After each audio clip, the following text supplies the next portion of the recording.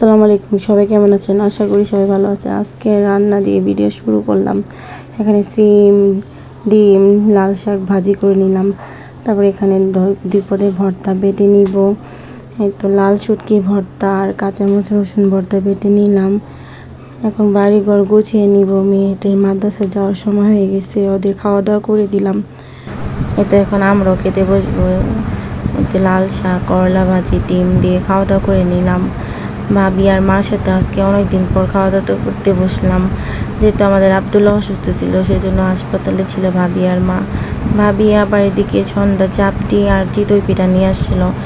এখানে 4 রকমের ভর্তা ছিল, ভর্তাগুলো মজাই ছিল।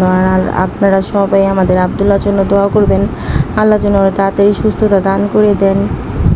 তো আজ এই পর্যন্ত, কথা হবে অন্য কোনো ভিডিওতে। সবাই ভালো থাকবেন। আল্লাহ হাফিজ। আসসালামু আলাইকুম।